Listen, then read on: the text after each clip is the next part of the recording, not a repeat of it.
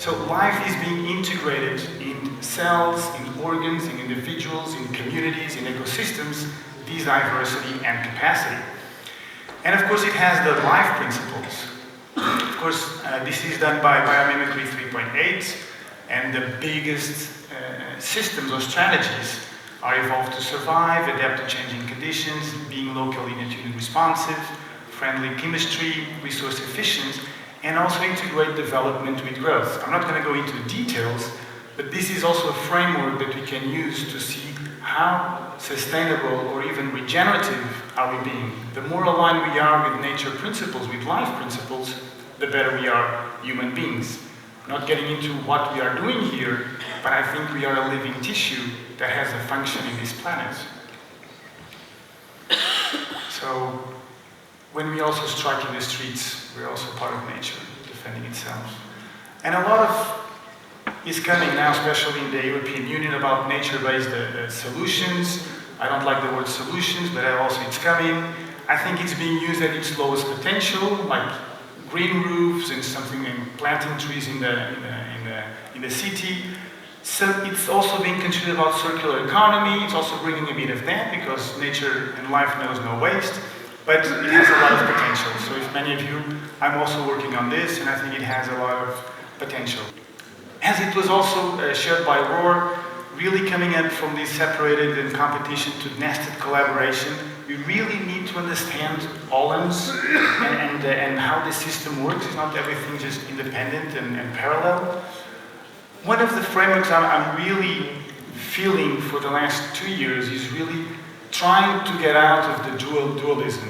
Even with all sustainability against companies and banks and whatever, really how can we move from trying to fight one of the poles and trying to use the energy from this friction and this tension to move upwards as a whole. And I've been having to do this for 2 years. I've been starting implementing this year, and it's really a breakthrough. Not easy, because we really tend to go to the fight, but when we manage to do it, we manage to have a good reconciliation. Another framework I've been using is also from spiral dynamics, consciousness levels, and here, many people tend to say that people still don't get it. They need to raise their consciousness in order for us to evolve. And one of the things I felt is that more than raising consciousness, I rather be in a healthy vibration or state of being at that level of consciousness than trying to move from an unhealthy position. And the other one is that these lines of development, like emotional, kinetic, morality, creativity, aesthetics, spiritual, and so on, we are so much of a complex being, and that's why diversity is really good. And our society tends to that we become very, very big at one of them, because then we'll be recognized and we can teach others.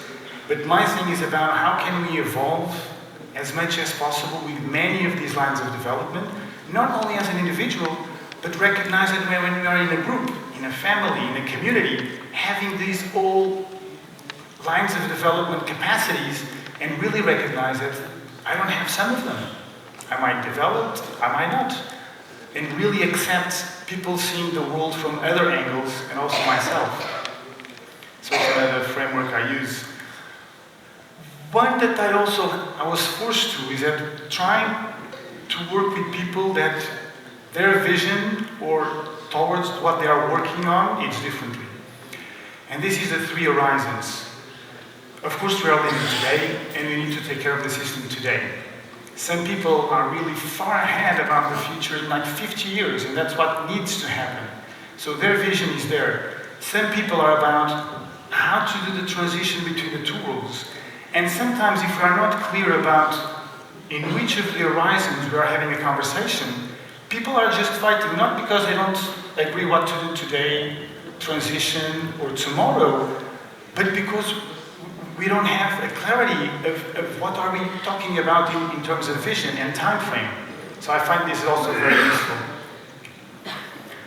So, when all of this was happening, I came to Portugal with a group of friends. We created Rede Convergir because I wanted to know what was happening in Portugal regarding all these sustainable initiatives in Portugal. It's thriving, it has more than 300 projects self-identified. We are now planning a 2.0 version of it.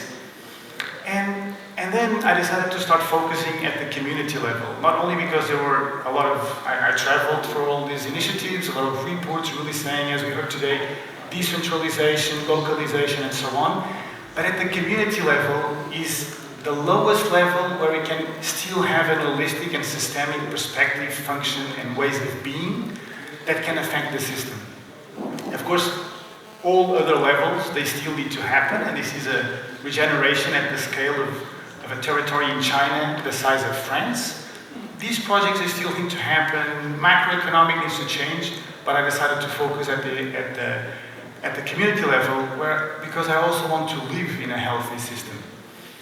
So in 2014, as Felipe said, we co-founded Ecolisa, which is a platform where all these network movements were connecting. A lot of learnings from eco-villages, from transition, from permaculture, from Colibri, from so many places, but they were not connecting. So what we did, we started bringing them together with this vision of a thriving and regenerative communities in a healthy planet.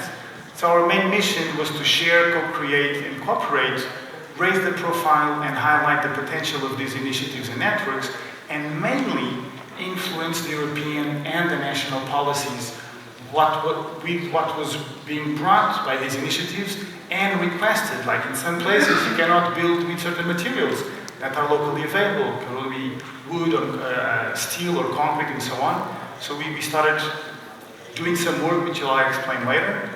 So for the ones that don't know a bit about Portuguese initiatives, we have Telheiras, which was a transition movement that really built it in a neighborhood to bring all actors, all agents, all stakeholders to be together. I think it's once a month or so, from the municipality to the police, to the schools, to the stores, to whoever needs to be there to make common decisions on this territory.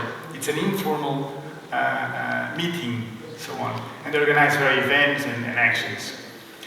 And I'd like also to close with one that I'm also promoting. We talked a lot about living sustainably locally. This is a project that the cooperative of 6 people started. It's called Habitats Regenerativos.